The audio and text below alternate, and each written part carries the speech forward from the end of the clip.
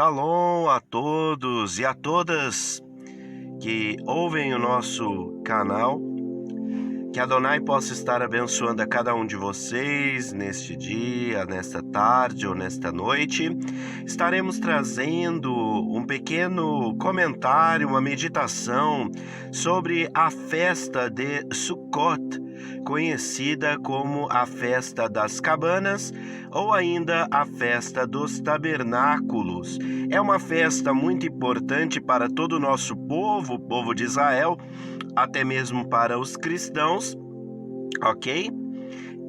É uma festa que tem um sentido profético muito grande, um sentido espiritual profundo, e é uma das ordenanças do Eterno, e é uma das festas que nós devemos refletir e procurar o real sentido da festa e aplicação pessoal para as nossas vidas, né? Depois que nós refletirmos sobre as nossas vidas, de darmos as boas-vindas ao começo de um novo ano no Rosh Hashanah, no Yom Teruah, depois de jejuarmos e nos voltarmos para Adonai com arrependimento no Yom Kippur, então chega a ocasião que chamamos de Sukkot, a festa dos tabernáculos ou a festa das cabanas, como eu disse. É uma celebração da bondade, da alegria de Adonai. Passamos um período sóbrio de reflexão e autoavaliação crítica de nós mesmos. Talvez não tenhamos gostado de algumas das coisas que vimos em nós mesmos. Portanto, nos voltamos para Deus para sermos limpos através da sua santidade. Agora é a hora de celebrar o fato de termos sobrevivido. Agradecemos a Deus pela colheita farta do último ano e olhamos adiante para uma bênção e colheita ainda maior de alegria, de finanças, de saúde, família, ministérios. E falou Adonai a Moshe, dizendo: fala aos filhos de Israel, dizendo: aos 15 dias deste 7º mês será a festa dos tabernáculos ao Eterno. Por 7 dias habitareis debaixo de tendas. Todos os naturais em Israel habitarão em tendas, para que saibam as vossas gerações que eu fiz habitar os filhos de Israel em tendas quando os tirei da terra do Egito. Eu sou Adonai, vosso Elohim. Assim pronunciou Moshe as solenidades do Eterno aos filhos de Israel. Levíticos, Levíticos 23, 33 e 34, 42 a 44. A festa dos tabernáculos, ou Sukkot, assemelha-se em muito à celebração norte-americana do Dia de Ação de Graças.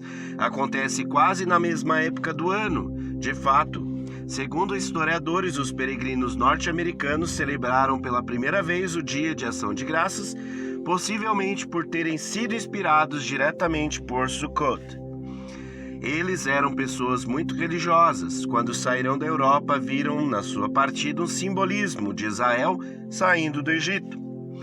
Para aqueles antigos colonizadores, o fato de Adonai os levar para o outro lado do Oceano Atlântico, a sua terra prometida, era semelhante aos israelitas cruzarem o Mar Vermelho. A razão pela qual foram para a terra foi para poderem adorar o Deus de Abraão, de Isaac e de Jacó. Livres da perseguição da Igreja Católica, das igrejas anglicanas, eles se autodenominaram judeus cristãos. Depois de sua chegada, enfrentaram muitas dificuldades, mas também reconheceram as bênçãos que Deus lhes concedera. Isso aí é só para curiosidade, uma aplicação que foi feita entre os cristãos e Sukkot, e o Dia de Ação de Graças, e a sua ligação, ok? A provisão milagrosa de Adonai. Hoje estamos tão familiarizados com a história da libertação de Israel do Egito que os detalhes parecem quase irrelevantes. Mas se pensar bem no assunto, Israel realmente poderia ter perecido muitas vezes durante essa história. Considere todos esses eventos incomuns. Em primeiro lugar, um faraó sedento de poder os deixa partir. Em segundo, eles partiram com toda a riqueza do Egito. Terceiro, os carros do faraó perseguindo a toda velocidade. Deus dividiu o oceano para eles escaparem. Em quarto, com pouca comida e água num deserto quente, Adonai supriu maná para eles a cada dia e fez a água brotar da rocha. Eles não ficaram doentes, seus sapatos não desgastavam. Para celebrar este momento milagroso, Deus pediu ao povo para construir barracas, para servirem de lembrete de sua habitação temporária quando atravessaram o deserto. Era um lembrete para eles de que Adonai, Yahweh, aquele que cura e aquele que liberta, é Ele quem destrói os nossos inimigos e providencia alimento e água em lugares desertos. Por que tais lembretes são tão importantes? Mais uma vez, Adonai está dolorosamente ciente da nossa curta memória. Havendo tu comido, estando farto, e havendo edificado boas casas, e habitando-as, e se tiverem aumentado as tuas vacas e as tuas ovelhas, e se acrescentar a prata e o ouro, e se multiplicar tudo quanto tens, não se eleve o teu coração, e te esqueças de Adonai, teu Elohim, que te tirou da terra do Egito, da casa da servidão, e te guiou por aquele grande e terrível deserto de serpentes ardentes, e de escorpiões, e de secura, em que não havia água, e tirou água da rocha para ti, que no deserto te sustentou com o mã, que teus pais não conheceram, para te humilhar, para te provar e para no teu fim te fazer bem. E não digas no teu coração: a minha força e a fortaleza de meu braço me adquiriram este poder. Antes te lembrarás de Adonai teu Elohim, que é Ele o que te dá força para adquirir esse poder, para confirmar o teu concerto que jurou a seus pais, como se vê nesse dia. Deuteronômio 8, 12 a 18. Aleluia. Então Elohim disse ao povo para todos os anos construírem uma pequena tenda ou barraca, e nela morar durante 7 dias. Enquanto Israel vagava pelo deserto durante 40 anos, eles construíram para si abrigos que podiam imediatamente desmontar, enrolar e guardar. Eram feitos principalmente de varas, peles de animais e folhas de palmeira, qualquer coisa que conseguissem achar. Precisa ser algo portátil e leve, porque o povo precisava estar constantemente pronto para as próximas instruções de Adonai. Eles precisavam conseguir enxergar pelo teto, porque Adonai os guiava como uma coluna de nuvem durante o dia e uma coluna de fogo à noite. Esses eram seus sinais de GPS. Eles tinham que poder vê-los constantemente caso começassem a se movimentar. Se perdessem as colunas de vista, se perdessem Adonai de vista, eles sabiam que o deserto onde estavam em breve os devoraria. O que isso nos diz hoje? Por mais abençoados que sejamos, precisamos manter os olhos fixos no Eterno, porque é Ele a nossa cobertura, o nosso provedor e aquele que nos cura. Se o perdermos de vista, o mundo em que nos encontramos também poderá nos destruir. Se você já esteve em Israel, sabe que o deserto não é apenas quente, mas mortalmente quente. É por isso que a coluna durante o dia era uma nuvem, que lhes dava sombra. A noite era feita de fogo que os aquecia. Eles podiam estar perambulando no deserto, mas também estavam perambulando com o sobrenatural. Era algo sobrenatural eles terem partido com toda a prata e ouro do Egito. Era sobrenatural eles terem atravessado um mar dividido, vendo juntar-se novamente e destruir os seus inimigos. Era sobrenatural a água sair da rocha. Era sobrenatural cair o alimento do céu. Era sobrenatural que depois de andarem pelo deserto durante 40 anos, seus sapatos e roupas ainda não estivessem se desgastado nem apodrecido. Era sobrenatural ninguém ficar doente. Mas então Adonai disse: vocês ainda não viram nada. Nesse próximo ano tenho mais bênçãos para vocês do que vocês jamais sonharam. Só não tirem os seus olhos de mim. porque eu sou quem lhes cobre durante o dia e os protege à noite. Se tirarem os olhos de mim e colocá-los onde quiserem, ou se não estiverem dispostos a se mover onde eu lhes digo para ir, então a unção os deixará e vocês ficarão sozinhos no deserto. Quando estamos mais necessitados, mantemos os olhos fixos em Deus. Oramos diligentemente: ó Eterno, me ajude. Depois, quando chega a resposta, ficamos meio morninhos. Quando nosso casamento é sarado, a nossa carreira decola, começamos a perder Adonai de vista. Então o Eterno quer nos lembrar de que no deserto tudo foi sobrenatural. Durante 40 anos os israelitas tiveram que depender de um Deus sobrenatural.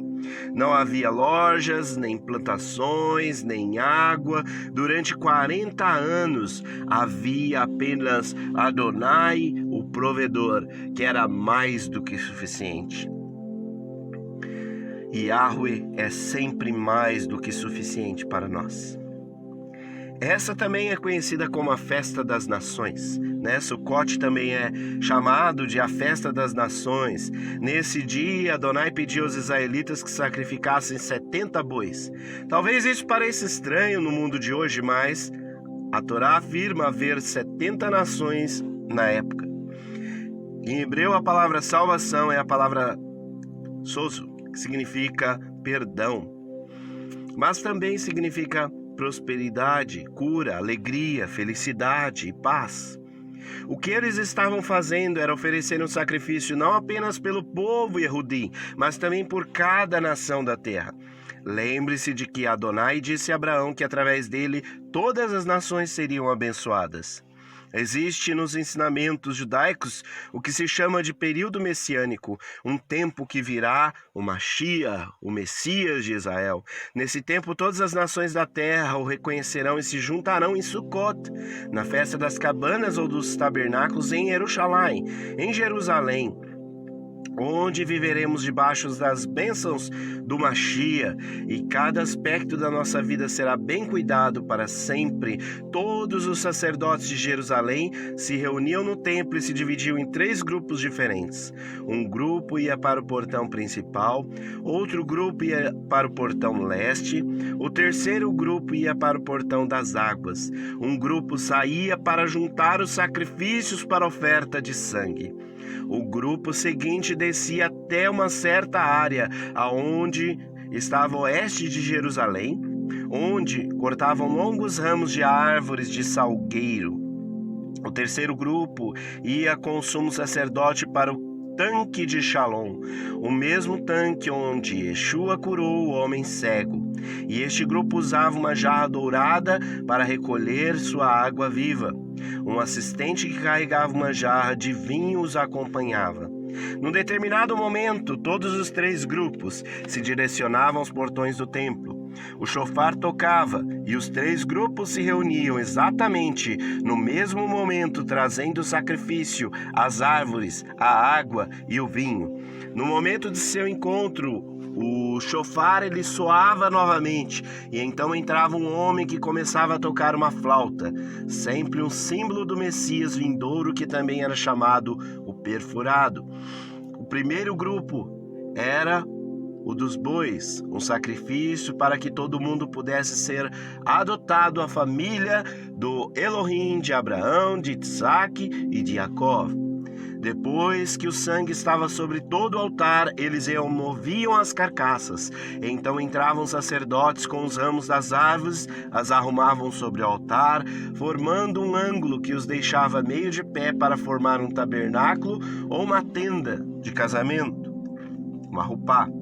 Assim o sangue está derramado e a rupá construída, simbolizando que viria o Messias e seria esposo de todo o povo de Israel, de todo o povo de Adonai, do todo o povo de Deus. Ao terceiro sacerdote então entrava e jorrava água sobre o sangue, simbolizando a Ruach HaKodesh, um derramamento de alegria, amor, paz, bondade, humildade, mansidão, domínio próprio, fidelidade, emuná, tahom, perseverança, fidelidade. alegria sem fim. Depois o assistente do sacerdote derramava o vinho sobre a água e o sangue, simbolizando uma aliança ou concerto matrimonial. Imaginem que coisa poderosa para aqueles do nosso povo do primeiro século, pessoas familiarizadas com essa cerimônia, quando Yeshua foi uma festa de casamento em Caná e transformou a água em bom vinho. De melhor maneira, Yeshua poderia ser anunciado que chegaria o Messias. De que forma mais intensa? Invocando o Messias. Agora vamos dar um salto no tempo até o primeiro século. É a festa dos tabernáculos e Yeshua está no templo celebrando o Sukkot. E estava próxima a festa dos Yehudim, chamada a festa dos tabernáculos. E no último dia, o grande dia da festa, Yeshua pôs-se de pé e clamou, dizendo: se alguém tem sede, venha a mim e beba. Quem crê em mim, como diz as Escrituras, rios de águas vivas correrão do seu ventre. Yohanan 7:2, 37 e 38. Eu lhe pergunto então, a não ser que você esteja familiarizado com as raízes hebraicas ou as raízes judaicas da emuná, da fé, como pode saber o que realmente significa essa passagem?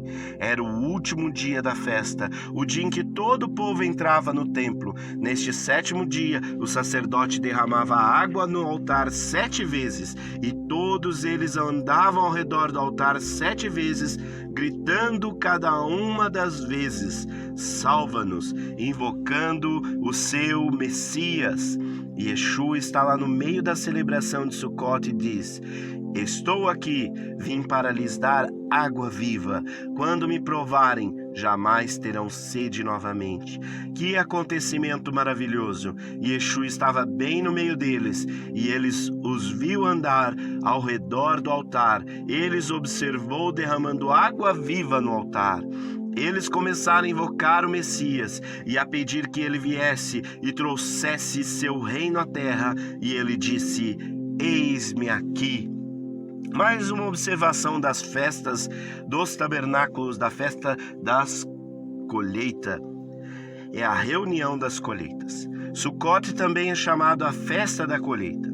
Hoje em dia, judeus de todo o mundo guardam Sukkot fazendo pequenas tendas fora de suas casas, nos seus quintais, e as portas nunca estão fechadas.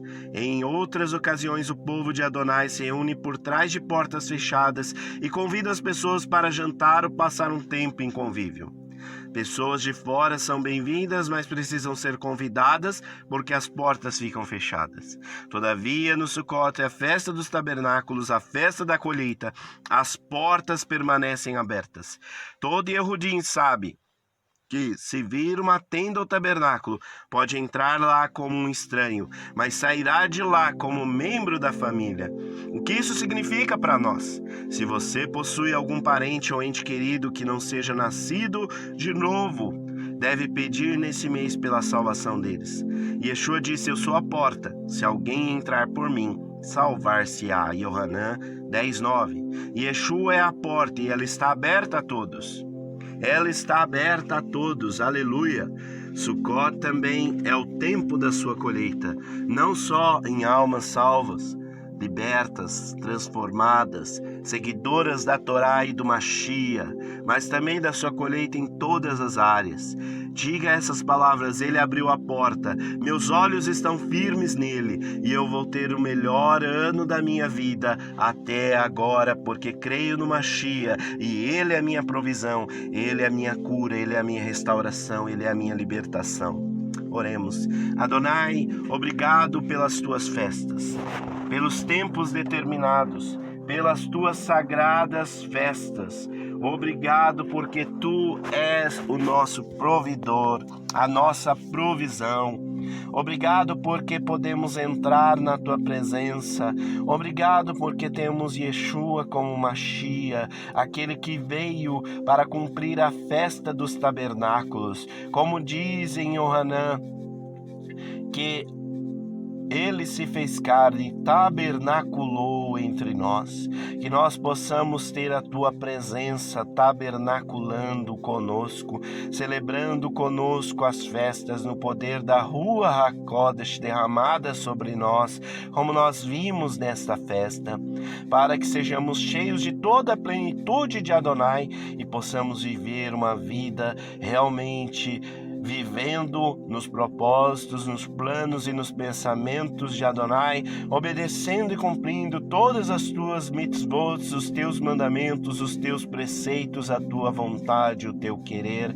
Vem salvar a vidas, restaurar vidas, libertar vidas e fazer com que todos reconheçam que Yeshua é o Mashiach de Israel. Nós te louvamos e te adoramos e que nós celebremos essa festa com grande alegria perante ti. Amém. Não deixe de curtir, compartilhar, comentar, deixar o seu pedido de oração, a sua dúvida abaixo, que Adonai abençoe a sua vida, seja aquele que propaga as boas novas do Messias, enviando aos seus amigos, parentes e familiares. Que Adonai abençoe a todos. Amém. Shalom, shalom.